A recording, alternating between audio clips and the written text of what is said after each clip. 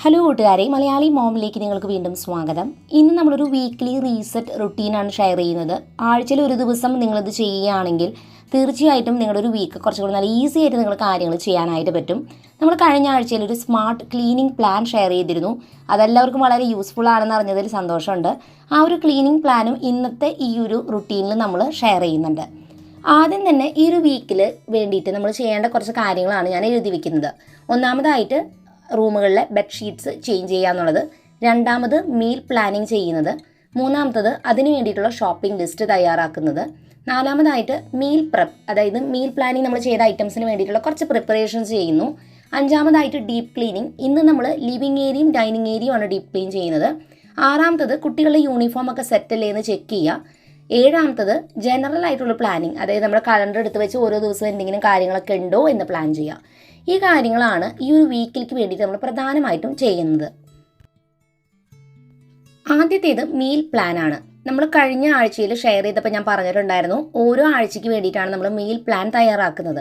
അപ്പം അതിന് വേണ്ടി ഒരു പേപ്പറിൽ ഇതുപോലെ നമ്മൾ കോളംസ് തിരിക്കുകയാണ് ചെയ്തിട്ടുണ്ടായിരുന്നത്. ദിവസവും അതുപോലെ തന്നെ എന്തൊക്കെ ഐറ്റംസ്, അതായത് ബ്രേക്ക്ഫാസ്റ്റ്, ലഞ്ച്, ഡിന്നർ, സ്നാക്സ്, ഇതിന് വേണ്ടിയിട്ട് എന്തൊക്കെ ഐറ്റംസ് നമ്മൾ ഉണ്ടാക്കാൻ പ്ലാൻ ചെയ്യണമെന്ന് ഫുള്ളായിട്ടും ലിസ്റ്റ് എഴുതി നമ്മുടെ കിച്ചണിൽ ഡിസ്പ്ലേ ചെയ്ത് വെക്കാം. ഞാൻ ആദ്യം ചെയ്യാറുള്ളത് ഫ്രിഡ്ജിൽ പോയിട്ട് നോക്കും എന്തൊക്കെ ഐറ്റംസ് ഇനി ബാക്കിയുണ്ട് ഞാൻ മേടിച്ചതിൽ. അത് വെച്ചിട്ടുള്ള കറികളാണ് ഞാൻ ലഞ്ചിന് കൂടുതലും പ്രിപ്പയർ ചെയ്യാറുള്ളത്. പിന്നീട് ഞാൻ കടയിൽ പോണ ദിവസമുണ്ട്, ആഴ്ചയിൽ ഒരു ദിവസം. അതിനുശേഷമാണ് ബാക്കിയുള്ള പുതിയ പുതിയ ഐറ്റംസൊക്കെ ഞാൻ ഉണ്ടാക്കാറുള്ളത്. ഏകദേശം ഒരു ബുധനാഴ്ചയൊക്കെ ആയിട്ടാണ് ഞാൻ കടയിൽ പോവുക. അപ്പോൾ ചൊവ്വാഴ്ച വരെ ഏകദേശം വീട്ടിലുള്ള ഐറ്റംസ് വെച്ചിട്ടുള്ള കറികളാണ് ഞാൻ ഉണ്ടാക്കുന്നത്. ബ്രേക്ക്ഫാസ്റ്റ് എല്ലാ ദിവസവും പലഹാരങ്ങൾ തന്നെയാണ് ഉണ്ടാക്കാറുള്ളത്. സാറ്റർഡേയിൽ മാത്രമാണ് ഞാൻ എളുപ്പപ്പണിക്ക് വേണ്ടി കഞ്ഞിയാണ് ഉണ്ടാക്കാറുള്ളത്. ഗോതമ്പ് കഞ്ഞിയാണ് ഉണ്ടാക്കാറ്. അതാകുമ്പോൾ സാറ്റർഡേ കുറച്ച് ലേറ്റായിട്ട് എഴുന്നേറ്റാലും എനിക്ക് സമാധാനമായിട്ട് ഭക്ഷണം വെച്ച് ഒക്കെ സെറ്റാക്കാം. ബാക്കിയുള്ള ദിവസങ്ങളിലൊക്കെ പലഹാരം തന്നെയാണ് ഉണ്ടാക്കുന്നത്. ലഞ്ചിന് കൂടുതലും ഇപ്പോൾ വെജിറ്റബിൾ കറികളും ആഴ്ചയിൽ ഒരിക്കൽ നോൺ വെജും ആണ് മേടിക്കാറുള്ളത്. മീൻ മേടിച്ചു തുടങ്ങിയിട്ടില്ല. മേടിക്കുന്ന സമയത്ത് മീൻ കറിയും കൂടി അതിൽ ഉൾപ്പെടുത്താറുണ്ട്. സ്നാക്സിന് ഞാൻ ഓയിലില്ലാത്ത സ്നാക്സാണ് എപ്പോഴും കുട്ടികൾ വരുമ്പോൾ ക്ലാസ് വിട്ട് വരുമ്പോൾ കൊടുക്കാറ്. ഫ്രൈ ചെയ്യുന്ന ഐറ്റംസൊക്കെ സാധാരണ സൺഡേ ഒക്കെ സ്പെഷ്യലായിട്ടൊക്കെ ചെയ്യുന്ന സമയത്ത് ചെയ്യാറുള്ളൂ. അല്ലെങ്കിൽ എപ്പോഴും ഓയിൽ ഫ്രീ ആയിട്ടുള്ള സ്നാക്സ്, അതും ചിലപ്പോൾ ഉണ്ടാക്കുന്ന ഐറ്റംസ് തന്നെ റിപ്പീറ്റ് ആയിട്ട് വീണ്ടും ഉണ്ടാക്കാറുണ്ട്. ബ്രേക്ക്ഫാസ്റ്റിന് ഉണ്ടാക്കിയ ഐറ്റം തന്നെ ചിലപ്പോൾ 4 മണിക്ക് വീണ്ടും ബാലൻസ് മാവൊക്കെ ഉണ്ടെങ്കിൽ അത് വെച്ചൊക്കെയാണ് ഉണ്ടാക്കി കൊടുക്കാറ്. ഡിന്നറിന് നമ്മൾ ചോറ് തന്നെയാണ് കഴിക്കുന്നത്. ചില ദിവസങ്ങളിൽ ചപ്പാത്തി ഉണ്ടാക്കും. അതിന് പറ്റിയ കറിയാണെങ്കിൽ ചപ്പാത്തി ഉണ്ടാക്കും. ഡെയിലി ചപ്പാത്തി ഉണ്ടാക്കുന്ന ശീലമില്ല.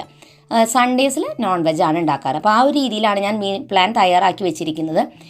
മീൽ പ്ലാൻ തയ്യാറാക്കാൻ വേണ്ടി എനിക്ക് 15 മിനിറ്റ് സമയം മാത്രമേ വേണ്ടി വന്നുള്ളൂ. ഇത് പ്ലാൻ ചെയ്ത് വെക്കുമ്പോൾ ആ ഒരു ആഴ്ച നല്ല ഈസി ആയിട്ട് നമുക്ക് കാര്യങ്ങൾ ചെയ്യാൻ പറ്റും. മീൽ പ്ലാൻ്റെ പിക്ചേഴ്സ് ഞാൻ ദേ കൊടുത്തിട്ടുണ്ട്. വേണമെങ്കിൽ നിങ്ങൾക്ക് ഇഷ്ടമുണ്ടെങ്കിൽ സ്ക്രീൻഷോട്ട് എടുത്ത് വെച്ചോളൂ.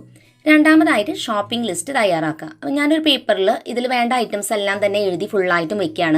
ഈ ഒരു പേപ്പർ നമ്മളൊരു മാഗ്നറ്റ് ഉപയോഗിച്ച് നമ്മുടെ ഫ്രിഡ്ജിൽ ഇങ്ങനെ ഒന്ന് സ്റ്റിക്ക് ചെയ്ത് വെക്കുക. അങ്ങനെ ആകുമ്പോൾ എന്തെങ്കിലുമൊക്കെ അപ്പോൾ കഴിയുകയാണെങ്കിൽ നമുക്ക് എഴുതി വെക്കാനും ഈസി ആയിരിക്കും. ഏറ്റവും ലാസ്റ്റ് പോകുന്നതിൻ്റെ ദിവസം നമ്മൾ ഈ ഒരു ലിസ്റ്റിൻ്റെ ഫോട്ടോ എടുത്തിടുകയോ നമ്മുടെ ഫോണിൽ, ഇല്ലയെന്നുണ്ടെങ്കിൽ ഇതെല്ലാം ഞാനിങ്ങനെ നോട്ട് പോലെ എഴുതി എൻ്റെ ഫോണിൽ വെക്കാറുണ്ട്. അപ്പോൾ അങ്ങനെ എഴുതി വെക്കുകയാണെങ്കിൽ കടയിൽ പോകുമ്പോൾ ഈസി ആയിട്ട് ഇതെല്ലാം മേടിക്കാൻ പറ്റും. പലപ്പോഴും ഈ ലിസ്റ്റ് എടുക്കാൻ മറന്നു പോകാറുണ്ട്. അതുകൊണ്ടാണ് ഞാൻ അതെല്ലാം ഫോണിൽ ഇങ്ങനെ ഇതുപോലെ എഴുതി വെച്ച് കൊണ്ടുവന്നത്.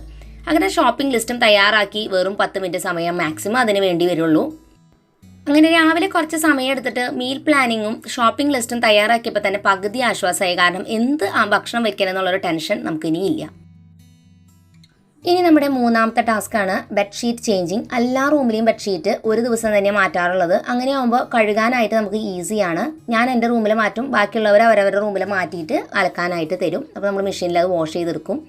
ഈ ഒരു ബെഡ്ഷീറ്റാണ് ഞാൻ ഉപയോഗിക്കുന്നത്. ഇത് ഞാൻ ഫ്ലിപ്കാർട്ടിൽ നിന്ന് മേടിച്ചിട്ടുണ്ടായിരുന്ന ഒരു ബെഡ്ഷീറ്റാണ്. വിലയും കുറവാണ്, കാണാൻ നല്ല രസമുണ്ട്. ഇത് പോളി കോട്ടൺ മെറ്റീരിയലാണ് കേട്ടോ, പ്യുവർ കോട്ടൺ അല്ല. ഇത്തിരി പോളിസ്റ്റർ മിക്സിംഗ് ഉണ്ട്, പക്ഷേ നല്ല സോഫ്റ്റ് ആയിട്ടുള്ള മെറ്റീരിയലാണ്. ഈ ഒരു ബെഡ്ഷീറ്റിൻ്റെ ലിങ്ക് ഞാൻ വേണമെങ്കിൽ സ്ക്രീനിൽ കൊടുക്കാം, നിങ്ങൾ ചെക്ക് ചെയ്ത് നോക്കി ഇഷ്ടമുണ്ടെങ്കിൽ കേട്ടോ. ചിലപ്പോൾ കുറേ പേരിൽ ഇത് ഉണ്ടായിരിക്കും, കാരണം ഇതെല്ലാവരും മേടിച്ചിട്ട് ഞാൻ അങ്ങനെ കണ്ടിരുന്നു. അങ്ങനെ നമ്മുടെ എളുപ്പത്തിലുള്ള 3 ടാസ്കുകൾ നമ്മൾ ചെയ്ത് തീർത്തിട്ടുണ്ട്. അരമണിക്കൂർ സമയം മാത്രമേ ഇതിനെടുത്തിട്ടുണ്ടായിരുന്നുള്ളൂ. ഇനി നമ്മുടെ ഇത്തിരി ടഫുള്ള ടാസ്കിലോട്ട് അടുത്തത് പോകുന്നത് ഡീപ്പ് ക്ലീനിങ് റുട്ടീൻ. അപ്പോൾ ആഴ്ചയിൽ ഒരിക്കലും ഞാൻ പറഞ്ഞിരുന്നു ഒരു റൂം ഡീപ്പ് ക്ലീൻ ചെയ്യണമെന്ന്. അപ്പോൾ നമ്മുടെ സ്മാർട്ട് ക്ലീനിങ് പ്ലാൻ ഞാൻ ഷെയർ ചെയ്തിട്ടുണ്ടായിരുന്നു കഴിഞ്ഞ ആഴ്ചയിൽ. ആ ഒരു വീഡിയോ കാണുകയാണെങ്കിൽ ഓരോ സാറ്റർഡേയും ഏത് റൂമാണ് ഞാൻ ക്ലീൻ ചെയ്യണമെന്ന് ഷെയർ ചെയ്തിട്ടുണ്ട്. ആ ചെക്ക് ചെയ്ത് നോക്കിക്കോളൂ. അപ്പോൾ ഞാൻ ഡീപ്പ് ക്ലീനിങ്ങിന് മുൻപ് ആദ്യം എനിക്ക് ഇഷ്ടപ്പെട്ട എന്തെങ്കിലും പാട്ടുകൾ വെക്കും. അത് 1 മണിക്കൂറിൻ്റെയൊക്കെ പ്ലേ ലിസ്റ്റ് ഉണ്ടെങ്കിൽ അത് വെക്കുകയാണെങ്കിൽ 1 മണിക്കൂർ ഇങ്ങനെ പാട്ടുകൾ കേട്ട് നമുക്ക് ജോലികൾ ചെയ്യാം. സാറ്റർഡേ സാധാരണ ഞാൻ വളരെ എളുപ്പമുള്ള എന്തെങ്കിലും കറികളൊക്കെയാണ് വെക്കുള്ളൂ കേട്ടോ. കാരണം എനിക്കിങ്ങനെ ക്ലീനിങ്ങും കുറേ പണികളൊക്കെ ഉള്ള കാരണം തന്നെ രാവിലെ വേഗം എൻ്റെ പണികൾ തീർക്കും. ബ്രേക്ക്ഫാസ്റ്റും ലഞ്ചിനുള്ളതെല്ലാം ഉണ്ടാക്കി വെച്ചിട്ടാണ് ഞാൻ ഈ കാര്യങ്ങളൊക്കെ ചെയ്യാൻ വരുന്നത്. ഇനി നമ്മുടെ ലിവിങ് ഏരിയ ക്ലീൻ ചെയ്യാൻ ഏകദേശം എനിക്ക് 1 മണിക്കൂർ സമയമാണ് വേണ്ടി വന്നിട്ടുണ്ടായിരുന്നത്. ക്യാമറ അങ്ങോട്ടും ഇങ്ങോട്ടൊക്കെ വെച്ചിട്ടൊക്കെ അടക്കമുള്ള സമയം പറയാനാട്ടോ. അപ്പോൾ ഓരോരുത്തരുടെ ലിവിങ് റൂമിൻ്റെ അളവനുസരിച്ച് ക്ലീനിങ് വേണ്ടിയുള്ള ടൈമിനൊക്കെ മാറ്റം വരും കേട്ടോ. അപ്പോൾ നമുക്ക് 1 മണിക്കൂറാണ് എടുത്തത്. ഞാൻ ഈ ഒരു ജനാല ക്ലീൻ ചെയ്യാൻ ഇങ്ങനെ ഒരു പെയിൻറ്റ് ബ്രഷാണ് യൂസ് ചെയ്യുന്നത്. പെയിൻറ്റ് ബ്രഷ് അല്ലത്, അതുപോലത്തെ ഒരു സംഭവം. ഈ ഗ്രില്ലിന് ഇങ്ങനെ ഡയമണ്ട് ഷേപ്പ് ആയതുകൊണ്ട് തന്നെ പൊടി ക്ലീൻ ചെയ്യാൻ ഭയങ്കര പാടാണ്. അപ്പോൾ ഈ ഒരു ബ്രഷ് ആണെങ്കിൽ നമുക്ക് നല്ല ഈസിയാണ്. അപ്പോൾ ആദ്യം മാറാലയൊക്കെ തട്ടിക്കളഞ്ഞിട്ട് ഫുൾ പൊടിയും തട്ടിക്കളഞ്ഞിട്ട് നമുക്ക് ഫുള്ളായിട്ടും വൈപ്പ് ചെയ്തെടുക്കാം. നല്ല രീതിക്ക് വൃത്തിയാവും. ഇനി ഞാൻ അടുത്ത മാസമാണ് ഈ ഒരു ജനാല ക്ലീൻ ചെയ്യുള്ളൂ. അപ്പോഴേക്കും കുറച്ച് പൊടിയൊക്കെ ആവും. എന്നാലും നമ്മൾ ഭയങ്കര ഓവർ പെർഫെക്ഷൻ വിചാരിച്ചിട്ടല്ല, പറ്റുന്ന പോലെ നമ്മൾ തനിയാണല്ലോ ചെയ്യുന്നത്. ഉള്ള സമയം കൊണ്ട് ചെയ്യാൻ പറ്റുന്ന ഒരു ക്ലീനിങ് പ്ലാനാണിത്. എന്തായാലും ജനാല ഫുള്ളും പൊടി തുടച്ചെല്ലാം വൃത്തിയാക്കിയിട്ടുണ്ട്. നമ്മൾ പൊടി തുടയ്ക്കുമ്പോൾ ഇടയ്ക്കിടയ്ക്ക് തുണി വാഷ് ചെയ്യുക, അല്ലെങ്കിൽ തുണി മാറ്റാം കേട്ടോ. കാരണം നന്നായിട്ട് പൊടി ഉണ്ടെങ്കിൽ പിന്നെ അത് വെച്ചിട്ട് തന്നെ എല്ലായിടത്തും തുടയ്ക്കരുത്. അടുത്തത് നമ്മൾ വൃത്തിയാക്കുന്നത് TV യൂണിറ്റിൻ്റെ ഏരിയ ആണ്. ഇവിടെ നമ്മളെപ്പോഴും ഡ്രൈ ആയിട്ടുള്ള തുണികളും ഡസ്റ്ററും ഉപയോഗിച്ച് വൃത്തിയാക്കുക. കാരണം ഇലക്ട്രോണിക് ഐറ്റംസ് ആണ്, അതിനുള്ള പൊടി പോയാൽ മതി. പിന്നെ അവിടെ വയറുകളും കാര്യങ്ങളൊക്കെ വല്ലതും വിട്ടു പോയാൽ പിന്നെ TV-യിലുള്ളത് ഡിസ്പ്ലേ ഒക്കെ കിട്ടില്ല. അപ്പോൾ അതുകൊണ്ട് ഞാൻ അധികം അവിടെ ഇട്ട് അനക്കാതെ ഒന്ന് ജസ്റ്റ് ക്ലീൻ ചെയ്തെടുത്തിട്ടുണ്ട്. ഇനി നമ്മൾ കോഫി ടേബിൾ ഫുള്ളായിട്ടൊന്ന് തുടച്ച് വൃത്തിയാക്കി എടുക്കുകയാണ്. മാസത്തിൽ ഒരിക്കലാണ് നമ്മൾ ഇത്രയും ഡീറ്റെയിൽ ആയിട്ട് ഡസ്റ്റിംഗ് ഒക്കെ ചെയ്യുന്നത്. അപ്പോൾ അതുകൊണ്ടാണ് നമ്മളെല്ലാം നന്നായിട്ട് വൃത്തിയാക്കി എടുക്കുക. ഇനി ഞാൻ ഫുള്ളായിട്ടും പൊടിയൊക്കെ ഒന്ന് അടിച്ചെടുത്ത് ഇനി ഇവിടെ മുഴുവനായിട്ടും ഒന്ന് നമുക്ക് തുടച്ചെടുക്കാം. ഈ ഒരു ഭാഗം തുടച്ചെടുത്ത് ഈ സോഫ അങ്ങോട്ട് ഇട്ടിട്ട് വേണം അടുത്തൊരു ഏരിയ നമുക്ക് ക്ലീൻ ചെയ്ത് സ്റ്റാർട്ട് ചെയ്യാനായിട്ട്. അടുത്തായിട്ട് ഞാൻ സോഫയുടെ ക്ലീനിങ് ആണ് ചെയ്യാനായിട്ട് പോകുന്നത്. സോഫ ഞാൻ ഇടയ്ക്ക് ഇങ്ങനെ വാക്യൂം ചെയ്തെടുക്കാറുണ്ട്. കാരണം പൊടി നന്നായിട്ട് പോണെങ്കിൽ വാക്യൂം ചെയ്യണം. ഇന്നിപ്പോൾ ഞാൻ ഈ ഒരു ബ്രഷ് ഉപയോഗിച്ചാണ് ഞാൻ എപ്പോഴും സോഫ ക്ലീൻ ചെയ്യാറുള്ളത്. അപ്പോൾ ഇതിൽ പൊടിയായാലും അല്ലെങ്കിൽ മുടിയോ അങ്ങനെ എന്തെങ്കിലുമൊക്കെ പിടിച്ചിരിക്കുന്നുണ്ടെങ്കിൽ അതൊക്കെ പോരാൻ ഈ ഒരു ബ്രഷ് സഹായിക്കും. ഇനി അതിനെക്കാട്ടും കൂടുതലായിട്ട് നിങ്ങൾക്ക് വേണമെങ്കിൽ ഈ ഒരു ലിൻ റോളർ എന്ന് പറഞ്ഞ ഐറ്റം മേടിക്കാൻ കിട്ടും. സോഫയിലുള്ള പൊടിയൊക്കെ നമുക്ക് നല്ല രീതിക്ക് എടുക്കാൻ പറ്റും ഈ ഒരു ലിൻ റോളർ ഉണ്ടെങ്കിൽ. ഈ ഒരു പ്രൊഡക്റ്റിൻ്റെ ലിങ്ക് ഞാൻ വേണമെങ്കിൽ കൊടുക്കാം കേട്ടോ സ്ക്രീനിൽ. അപ്പോൾ നിങ്ങൾക്ക് ചെക്ക് ചെയ്ത് നോക്കിക്കോളൂ സോഫ ക്ലീനിങ്ങിന്. മുഴുവനായിട്ട് നമ്മളിതിങ്ങനെ ക്ലീൻ ചെയ്തെടുത്തിട്ടുണ്ട്. ഇതിലുള്ള കുഷ്യൻ കവേഴ്സൊക്കെ എല്ലാം ഞാൻ വാഷ് ചെയ്യാനായിട്ട് എടുത്തിട്ട് പോയിട്ടുണ്ട് കേട്ടോ. അത് ഞാൻ മാസത്തിലല്ല മാറ്റാറ്, ഇടയ്ക്ക് മാറ്റും, വൃത്തിയുടെ അതനുസരിച്ച് മാറ്റി കൊടുക്കാറുണ്ട്. ഇനി സോഫയുടെ പിന്നിൽ ഇതുപോലെ അടിച്ചെടുക്കാനൊക്കെ ഉണ്ട്. അപ്പോൾ അതൊക്കെ ഇപ്പോഴാണ് ഞാൻ അടിച്ചെടുക്കുന്നത്. കാരണം അവിടെ കുറേ വയറും കാര്യങ്ങളൊക്കെ ഉണ്ട്. അപ്പോൾ അത് സൂക്ഷിച്ച് വേണം ചെയ്യാനായിട്ട്. അതുകൊണ്ട് ഞാൻ എപ്പോഴും ഈ സോഫ നീക്കാറില്ല. മാസത്തിൽ ഒരിക്കൽ മാത്രം ഇങ്ങനെ നീക്കി ഒക്കെ അടിക്കാറുള്ളത്. ഇനി ഈ സോഫയും കൂടി നമുക്ക് അതേപോലെ തന്നെ വൃത്തിയാക്കി എടുക്കാം. ഇനി നമുക്ക് ലിവിങ് ഏരിയ ഫുള്ളായിട്ടും അടിച്ച് വാരി ആകെ ഒന്ന് തുടച്ചിട്ട് കഴിഞ്ഞാൽ നമ്മുടെ ലിവിങ് ഏരിയയുടെ ഡീപ്പ് ക്ലീനിങ് കംപ്ലീറ്റ് ആയി. ഇനി ഈ സോഫയമേ കുഷ്യൻ കവേഴ്സ് വെക്കലും കുഷ്യൻസ് വെക്കലും മാത്രമേ നമുക്ക് ചെയ്യാനുള്ളൂ. അങ്ങനെ ക്ലീനിങ് ഒക്കെ ചെയ്ത് കഴിഞ്ഞ് ഞാൻ കുറച്ച് നേരം സ്വസ്ഥമായിട്ട് അവിടെ ഇരുന്ന് ഫോൺ നോക്കുകയാണ് കേട്ടോ. കാരണം എന്ന് വെച്ചാൽ 1 മണിക്കൂർ നമ്മൾ നല്ലതായിട്ടൊക്കെ ഇവിടെ ക്ലീനിങ് ഒക്കെ ചെയ്തു. അപ്പോൾ നമ്മൾ ഇടയ്ക്ക് ബ്രേക്കൊക്കെ എടുത്തിട്ട് നമ്മുടെ അടുത്ത പണികൾ ചെയ്താൽ മതി. അപ്പോൾ ഫോണിൽ എന്തെങ്കിലുമൊക്കെ വീഡിയോസൊക്കെ കണ്ട ശേഷം ഞാൻ നമ്മുടെ അടുത്ത ഏരിയ ക്ലീൻ ചെയ്യാനായിട്ട് പോവാണ്. ഡൈനിങ് ഏരിയ ആണ് ഞാൻ വൃത്തിയാക്കുന്നത്. ഡൈനിങ് ഏരിയയിൽ ആദ്യം തന്നെ നമുക്ക് മാറാല ഫുള്ളും തട്ടി കൊടുക്കണം. അതിന് ശേഷം ഇവിടെ ഇരിക്കുന്ന ഓരോന്നും ഡസ്റ്റ് ചെയ്ത് വൃത്തിയാക്കി എടുക്കണം. അപ്പോൾ ഈ ഒരു ഷോക്കേസ് മാത്രമാണ് ഓപ്പൺ ആയിട്ടുള്ളത്. ഈ ഒരു ഷെൽഫിൽ കുറച്ച് ഡെക്കോർ ഐറ്റംസ് ഉണ്ട്, അതെല്ലാം തുടച്ച് വൃത്തിയാക്കണം. അലമാരകളുടെ ഉള്ളിൽ പ്രത്യേകിച്ച് എനിക്ക് ഒതുക്കാനൊന്നും ഉണ്ടായിരുന്നില്ല. അപ്പോൾ അതുകൊണ്ട് അതൊന്നും ചെയ്യുന്നില്ല. അങ്ങനെ ഒതുക്കാനുള്ള ദിവസമാണെങ്കിൽ ഞാൻ അതും കൂടി ഇതിൻ്റെ കൂടെ തന്നെ ചെയ്യാറുണ്ട്. അപ്പോൾ ആദ്യം തന്നെ ഈ ജനാലകൾ ഫുള്ളായിട്ടും പൊടി തുടക്കുകയാണ്. ഇത് ക്ലീൻ ചെയ്യാൻ കുറച്ചും കൂടി ഈസി ആട്ടോ നേരത്തെ ജനലേക്കാട്ടും. കാരണം ഇതിങ്ങനത്തെ അഴിയായതുകൊണ്ട് നമുക്ക് എളുപ്പത്തിൽ ക്ലീൻ ചെയ്തെടുക്കാം. അങ്ങനെ ജനാലകളെല്ലാം തന്നെ ഞാൻ പൊടി തുടച്ചു. ജനാല ക്ലീൻ ചെയ്യുമ്പോൾ എപ്പോഴും അതിൻ്റെ അപ്പുറത്തെ സൈഡും കൂടി വൃത്തിയാക്കണം കേട്ടോ. എനിക്ക് അപ്പുറത്തെ സൈഡിൽ അവിടെ കുറച്ച് സാധനങ്ങളൊക്കെ ഇരിക്കുന്നുണ്ട്. അപ്പോൾ അതുകൊണ്ട് എനിക്കത് ചെയ്യാൻ പറ്റിയില്ല.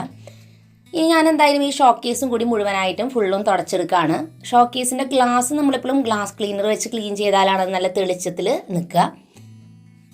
ഈ ഷോക്കേസിൻ്റെ ഉള്ള ഐറ്റംസ് ഒന്നും പൊടി പിടിച്ചിട്ടുമില്ല. അതിൻ്റെ അറേഞ്ച്മെൻ്റ് ഒക്കെ കറക്റ്റ് ആയതുകൊണ്ട് ഞാൻ മാറ്റുന്നില്ല. ഇനി ഞാൻ എന്തായാലും ചെയറുകളെല്ലാം തന്നെ പൊടി തുടക്കുകയാണ്. ചിലർ ചോദിച്ചിരുന്നു മരത്തിൻ്റെ ഐറ്റംസൊക്കെ എന്ത് വെച്ചിട്ടാണ് ക്ലീൻ ചെയ്യണേന്ന്. ഞാനങ്ങനെ വേറെ സൊല്യൂഷനൊന്നും യൂസ് ചെയ്യാറില്ല. ജസ്റ്റ് തുണി നനച്ച് നന്നായി ഒന്ന് പിഴിഞ്ഞ് അത് വെച്ചിട്ട് ഫുള്ള് പൊടി തുടയ്ക്കും, അത്രേ ചെയ്യുന്നുള്ളൂ. ചെയറിൻ്റെ കുഷ്യൻ്റെ മുകളിലും ഞാൻ ജസ്റ്റ് ഒന്ന് തുടയ്ക്കുന്നുണ്ട്. പിന്നെ മുഴുവനായിട്ടും തുടക്കുകയാണ്. അപ്പോൾ ഈ ഒരു ഏരിയയും കൂടി ഈ പറഞ്ഞ പണികളൊക്കെ ഞാനിനി അടുത്ത മാസമാണ് ഇനി ചെയ്യാട്ടോ. അപ്പോൾ അതുകൊണ്ട് തന്നെ നമ്മൾ നന്നായിട്ട് തുടച്ച് വൃത്തിയാക്കുക. കാരണം നമ്മൾ മാസത്തിൽ ഒരിക്കലല്ലേ ചെയ്യുന്നുള്ളൂ. ഇനി ഞാൻ അടുത്തത് ഡൈനിങ് ടേബിളിൻ്റെ താഴ്ഭാഗത്ത് ഫുള്ളായിട്ടൊന്ന് തുടച്ചെടുക്കുകയാണ്. സാധാരണ മുകൾ ഭാഗത്തെ ഗ്ലാസിൻ്റെ പോർഷൻ മാത്രമാണ് ക്ലീൻ ചെയ്യാറുള്ളല്ലോ. ഇവിടെയും കൂടി ഞാൻ ഫുള്ളായിട്ടും പൊടി തുടച്ച് ഇവിടെ കുറച്ച് സർക്കസ് ചെയ്യേണ്ടി വന്നു അവിടെ ഇരുന്ന് അതൊക്കെ ക്ലീൻ ചെയ്യാൻ. ഇത് കഴിഞ്ഞപ്പോഴേക്കും ഏകദേശം നമുക്കൊരു മതിയായി മട്ടായി തുടങ്ങിയിട്ടോ. കാരണം ക്ലീനിങ് നമുക്ക് സമയം എടുക്കുന്നതിൻ്റെ ഉപരിയായിട്ട് കുറേ കഴിയുമ്പോൾ നമുക്ക് ക്ഷീണമായി തുടങ്ങും. ഇനി ഞാൻ ഈ ഒരു ഷോക്കേസിലെ ഐറ്റംസ് എല്ലാം തന്നെ പൊടി തുടച്ച് എല്ലാം തിരിച്ചു വെച്ചു. ലാസ്റ്റായിട്ട് മുഴുവനായിട്ടും അടിച്ചു മാറിയിട്ട് തുടച്ചിടാണ്. ഡൈനിങ് ഏരിയ ടേബിളും കൂടി എനിക്കൊന്ന് വൃത്തിയാക്കാനുണ്ടായിരുന്നു മുകളിൽ. അപ്പോൾ ഞാൻ ഗ്ലാസ് ക്ലീനർ ഉപയോഗിച്ച് അത് മുഴുവനായിട്ടും തുടച്ചെടുക്കുകയാണ്. ഇത് ഞാൻ എല്ലാ ദിവസവും ചെയ്യുന്നൊരു കാര്യമാണ്. കാരണം ടേബിൾ ക്ലോത്ത് വിരിക്കുന്നില്ലെങ്കിൽ ഇതിങ്ങനെ എപ്പോഴും തുടച്ചിടണം. അങ്ങനെ നമ്മുടെ ലിവിങ് ഏരിയയും ഡൈനിങ് ഏരിയയും ക്ലീനിങ് കംപ്ലീറ്റ് ആയി. ക്ലീനിങ് പരിപാടിയൊക്കെ കഴിഞ്ഞ് സമാധാനമായി. ഞാൻ കുളിച്ച് ഫ്രഷായി വന്ന് എൻ്റെ ഡയറി എടുത്തിട്ട് കലണ്ടർ ഉണ്ടല്ലോ, ഈ മാസത്തെ കലണ്ടർ എടുത്ത് അതിൽ ഓരോ കാര്യങ്ങളും ഞാനൊന്ന് എഴുതി മാർക്ക് ചെയ്ത് വെക്കുകയാണ്. ഈ വരുന്ന ആഴ്ചയിൽ മക്കൾക്ക് മിഡ് ടേം എക്സാം വരുന്നുണ്ട്, അത് മാത്രമല്ല ഒരു ഫംഗ്ഷൻ വരുന്നുണ്ട്. അപ്പം അങ്ങനത്തെ കുറച്ച് കാര്യങ്ങളൊക്കെ ഉള്ളതൊക്കെ എഴുതി ഒക്കെ ഓർമ്മപ്പെടുത്താൻ വേണ്ടി കുറച്ച് അലാറമുകളൊക്കെ വെക്കാനുണ്ടായിരുന്നു. അപ്പോൾ അതൊക്കെ വെച്ചു. അത് കഴിഞ്ഞ് പിന്നെ ഞാൻ ലഞ്ച് കഴിക്കാനായിട്ട് പോയി. ഇനി ഞാൻ റെസ്റ്റൊക്കെ എടുത്ത് എല്ലാം കഴിഞ്ഞ് ഒരു 4-5 മണിയൊക്കെ ആയിട്ടാണ് എൻ്റെ അടുത്ത കുറച്ച് പണികളൊക്കെ ചെയ്ത് വെക്കുന്നത്. ആദ്യം ഞാൻ ചെയ്യുന്നത് മീൽ പ്രെപ്പാണ്. അതായത് മീൽ പ്ലാനിങ് ചെയ്ത സമയത്ത് നമ്മൾ കറികൾ ഉണ്ടാക്കുന്നൊക്കെ എഴുതി വെച്ചല്ലോ, അതിന് വേണ്ടിയുള്ള കുറച്ച് പ്രിപ്പറേഷൻ. അപ്പോൾ ചിലവർ ചെയ്യാറ് പച്ചക്കറികളൊക്കെ അരിഞ്ഞ് വെക്കൽ അങ്ങനത്തെയൊക്കെ ചെയ്യാറുണ്ട്. ഞാൻ അതൊന്നും ചെയ്യാറില്ല. ഞാൻ ആകെ 2 കാര്യമേ ചെയ്യാറുള്ളൂ. അതിലൊന്നാമത്തത് നാളികേരം ചിരവി വെക്കലാണ്. അപ്പം നാളികേരം ചിരണ്ടി വെക്കുമ്പോൾ ഞാൻ 2 നാളികേരം ചിരവി ഫ്രീസറിലാക്കിയിട്ട് വെക്കുകയാണ് ചെയ്യാറ്. ബോക്സിലാക്കി ഫ്രീസറിൽ വെക്കും. അപ്പോൾ ഇതെങ്ങനെ ഉപയോഗിക്കുന്നതെന്ന് ചിലവർ എന്നോട് ചോദിച്ചിരുന്നു. അപ്പോൾ അത് ഞാൻ കാര്യങ്ങളൊന്നും ഞാൻ പറഞ്ഞുതരാം കേട്ടോ. നാളികേരം ചിരവി എടുത്തായിരുന്നുണ്ടെങ്കിൽ ഇങ്ങനത്തെ ബോക്സിൽ നമ്മളൊരു സ്പൂൺ ഉപയോഗിച്ച് എല്ലാതും ഫില്ല് ചെയ്യുക. കാരണം കൈ കൊണ്ട് തൊടുകയാണെങ്കിൽ നാളികേരം പിന്നെ പെട്ടെന്ന് തന്നെ കേട് വരും. എല്ലാം സ്പൂൺ ഉപയോഗിച്ച് ഞാനിങ്ങനെ 3 ബോക്സിലാക്കിയിട്ടാണ് വെച്ചിരിക്കുന്നത്. ഇനി ഓരോ ഐറ്റംസ് ഉണ്ടാക്കുമ്പോൾ ഈ നാളികേരം എങ്ങനെ യൂസ് ചെയ്യാമെന്ന് ഞാൻ പറഞ്ഞുതരാം കേട്ടോ. നമ്മളിപ്പോൾ പുട്ടും അങ്ങനത്തെ ഐറ്റംസ് ഒക്കെ ഉണ്ടാക്കുമ്പോൾ നമ്മൾ അതിൽ നാളികേരം ചേർക്കുമല്ലോ. അതിന് വേണ്ടിയിട്ട് നമ്മൾ ഈ ഒരു ബോക്സിലുള്ള ഒരു ബോക്സ് ഞാൻ പുറത്തോട്ട് എടുത്ത് വെക്കും. അതിൻ്റെ തണുപ്പ് പോയി കഴിയുമ്പോൾ നമുക്ക് പുട്ടുണ്ടാക്കാനായിട്ട് നാളികേരം യൂസ് ചെയ്യാം. ഫ്രീസറിൽ വെക്കുന്നതുകൊണ്ട് തന്നെ നമ്മൾ ഒരു 10 മിനിറ്റ് മുമ്പെങ്കിലും പുറത്ത് വെച്ചാലാണ് അത് ഒന്ന് ഐസൊക്കെ വിട്ട് കിട്ടുള്ളൂ. രണ്ടാമതായിട്ട് നമ്മൾ തോരനൊക്കെ ഉണ്ടാക്കുന്ന സമയത്ത് നാളികേരം ചേർക്കുമ്പോഴും ഇങ്ങനെ തന്നെ നമ്മൾ പുറത്തെടുത്ത് വെച്ച് തണുപ്പ് പോയ ശേഷം തോരനിലേക്ക് ഇട്ട് കൊടുത്താലും നമുക്ക് പെട്ടെന്ന് ഉണ്ടാക്കിയെടുക്കാം. ഇനി നമ്മൾ നാളികേരപ്പാൽ അരച്ചെടുക്കുമ്പോഴും നമ്മൾ കറികൾ നാളികേരത്തിൻ്റെ അരപ്പൊക്കെ തയ്യാറാക്കുമ്പോൾ ഈ നാളികേരം നമ്മൾ ഫ്രീസറിൽ നിന്ന് എടുത്ത് വെച്ച് കഴിഞ്ഞ് തണുപ്പ് പോയിട്ട് വേണം അരയ്ക്കാൻ. തണുപ്പ് പോകുന്നതിൻ്റെ ഒപ്പം തന്നെ ഇതിലേക്ക് കുറച്ച് നേരിയ ചൂടുവെള്ളം ചേർത്തിട്ട് വേണം അരയ്ക്കാൻ കേട്ടോ. നേരിയ ചൂടുവെള്ളം ചേർക്കുക, തിളച്ചതൊന്നും ചേർക്കണ്ട. നേരിയ ചൂടുവെള്ളം ചേർത്ത് അരയ്ക്കുകയാണെങ്കിൽ തേങ്ങാപ്പാൽ നന്നായിട്ട് കിട്ടുകയും ചെയ്യും. അരപ്പ് തയ്യാറാക്കുമ്പോൾ നന്നായിട്ട് കിട്ടും. പച്ചവെള്ളം ചേർത്ത് നമ്മൾ ഈ ഒരു ഫ്രീസറിൽ നിന്ന് എടുത്തിട്ടുള്ള നാളികേരത്തിൽ പച്ചവെള്ളം ഒഴിച്ചാൽ നാളികേരത്തിൽ നെയ്യ് പോലെ ഇങ്ങനെ വരും. അപ്പോൾ അതൊട്ടും തന്നെ ടേസ്റ്റ് നന്നാവില്ല. അപ്പോൾ അതുകൊണ്ട് തന്നെ ഈ ഒരു കാര്യം ശ്രദ്ധിച്ചാൽ പെർഫെക്റ്റ് ആയിട്ട് ചെയ്യാൻ പറ്റും. ഞാൻ പുറത്തായിരുന്ന സമയത്ത് അവിടെയൊക്കെ എല്ലാവരും ഇങ്ങനെ തന്നെയാണ് ഫ്രീസറിൽ നാളികേരം ഇങ്ങനെ ചരുവി വെച്ചിട്ടാണ് യൂസ് ചെയ്യുന്നത്. അപ്പോൾ ഈ ഒരു മെത്തേഡ് ചെയ്യുകയാണെങ്കിൽ പെർഫെക്റ്റ് ആയിട്ട് നമുക്ക് ചെയ്തെടുക്കാൻ പറ്റും. അരപ്പ് തയ്യാറാക്കുമ്പോൾ എപ്പോഴും നേരിയ ചൂടുവെള്ളം ഉപയോഗിക്കാനായിട്ട് ശ്രദ്ധിക്കുക. ബാക്കി സമയത്ത് തണുപ്പ് പോയാൽ നമുക്ക് അപ്പം തന്നെ ഉപയോഗിക്കാം. ഇനി രണ്ടാമതായിട്ട് ഞാൻ ചെയ്ത് വെക്കുന്ന ഒരു കാര്യം, കുറച്ച് വെളുത്തുള്ളിയും കുറച്ച് ചുവന്നുള്ളിയും ഒരാഴ്ചയ്ക്ക് വേണ്ടിയിട്ടുള്ള നമുക്കൊന്ന് നന്നാക്കിയിട്ട് വെക്കാം. അതാകുമ്പോൾ നമുക്ക് കുക്കിങ്ങിൻ്റെ സമയത്ത് ഇത് കുഞ്ഞു കുഞ്ഞായതുകൊണ്ട് എന്തോ നന്നാക്കുമ്പോൾ ഒരു ഇറിറ്റേഷനാണ്. അപ്പോൾ അതുകൊണ്ട് നേരത്തെ കൂട്ടി ചെയ്ത് വെക്കുമ്പോൾ ഭയങ്കര ഈസിയാണ്. വലുത് നോക്കിയിട്ട് എടുക്കാം കേട്ടോ ഉള്ളിയൊക്കെ. അപ്പോൾ പെട്ടെന്ന് നമുക്ക് നന്നാക്കി എടുക്കാൻ പറ്റും. ഇതേപോലെ തന്നെ വെളുത്തുള്ളി ഇഞ്ചി നമുക്ക് ഇത്തിരി ഉപ്പ് ചേർത്ത് അരച്ച് വെക്കുകയാണെങ്കിൽ നമുക്കിതുപോലെ പേസ്റ്റായിട്ട് വെക്കുകയാണെങ്കിൽ കറികളൊക്കെ ഉണ്ടാക്കുമ്പോൾ അല്ലെങ്കിൽ ചിക്കൻ കറിയൊക്കെ ഉണ്ടാക്കുമ്പോൾ പുരട്ടി വെക്കാനൊക്കെ നമുക്ക് പെട്ടെന്ന് എടുത്ത് ചെയ്യാൻ പറ്റും. അപ്പോൾ ഈ 2 കാര്യങ്ങളാണ്, അതായത് നാളികേരം ചിരണ്ടി വെക്കലും ഈ ഉള്ളി നന്നാക്കലും മാത്രമാണ് ഞാൻ സ്ഥിരമായിട്ട് ആഴ്ചയിൽ ചെയ്യുന്നൊരു മീൽ പ്രിപ്പറേഷൻ്റെ കാര്യങ്ങൾ. ഇനി ലാസ്റ്റായിട്ട് മക്കളുടെ കാര്യങ്ങൾ കുറച്ച് നമുക്കൊന്ന് നോക്കണം. അപ്പോൾ അവരുടെ റൂമിൽ ബെഡ്ഷീറ്റ് ഞാൻ പറഞ്ഞല്ലോ അവരെന്നെ മാറ്റും ക്ലീനിങ് ഒക്കെ. അപ്പോൾ അത് ആഴ്ചയിൽ ഒരിക്കൽ അവരോടൊന്ന് പറഞ്ഞിട്ട് മാക്സിമം ഒരു അരമണിക്കൂറൊക്കെ മതിയാവും. അപ്പോൾ അവരുടെ ആ റൂമൊക്കെ ഒന്ന് സെറ്റാക്കി ഇടാനായിട്ട് പറയാം. അതോടൊപ്പം തന്നെ അവരുടെ യൂണിഫോമും കാര്യങ്ങളൊക്കെ അലക്കി തേച്ച് വെച്ചിട്ടുണ്ടോ എന്ന് ചെക്ക് ചെയ്യാം. അപ്പോൾ ഇത് ഞാൻ ആഴ്ചയിൽ ഒരിക്കലും ചെയ്യണ കാര്യമില്ല. കാരണം 2 സെറ്റ് യൂണിഫോമൊക്കെ ഉണ്ടാവുള്ളൂ, അല്ലെങ്കിൽ 3 എണ്ണമൊക്കെ ഉണ്ടാവുള്ളൂ. അപ്പോൾ അത് നമുക്ക് ഇടയ്ക്കിടയ്ക്ക് വാഷ് ചെയ്ത തേക്കലും ഒക്കെ അതിൻ്റെ ഇടയിൽ നടക്കുന്ന കാര്യമാണ് ആഴ്ചയിൽ ഒരിക്കൽ. അപ്പോൾ അത് ഈ ഒരു ദിവസത്തിലേക്ക് വേണ്ടിയിട്ട് മാറ്റി വെച്ച ജോലിയല്ല, അതുണ്ടോ എന്ന് ഉറപ്പുവരുത്തും, അത്രയേ ഉള്ളൂ. അപ്പോൾ സാറ്റർഡേസിലാണ് സാധാരണ ഞാൻ ഈ കാണുന്ന എല്ലാ കാര്യങ്ങളും ചെയ്യാറുള്ളത്. സൺഡേ പൊതുവേ ഞാൻ കുക്കിംഗ് കഴിഞ്ഞാൽ പിന്നെ വേറെ ഒന്നും ചെയ്യാറില്ല, ക്ലീനിങ് പോലും ചെയ്യാറില്ല. കാരണം ഞാൻ ബാക്കി ദിവസങ്ങളിലൊക്കെ നമ്മൾ ബിസി ആണല്ലോ. അപ്പോൾ അത് സൺഡേ ഫ്രീ ഡേ ആണ്. സാറ്റർഡേ ഈ കാര്യങ്ങളൊക്കെ ചെയ്യാൻ ഉപയോഗിക്കാം. അപ്പോൾ ഇന്നത്തെ ഈ വീഡിയോയിലെ ടാസ്കുകളെല്ലാം നിങ്ങളൊന്ന് ട്രൈ ചെയ്ത് നോക്കിയിട്ട് എന്നോട് കമൻസിൽ പറയണം. പുതിയൊരു നല്ല വീഡിയോ ആയിട്ട് വീണ്ടും നമ്മൾ വരുന്നതായിരിക്കും. അതുവരെയ്ക്കും എൻ്റെ എല്ലാ കൂട്ടുകാർക്കും bye bye and take care.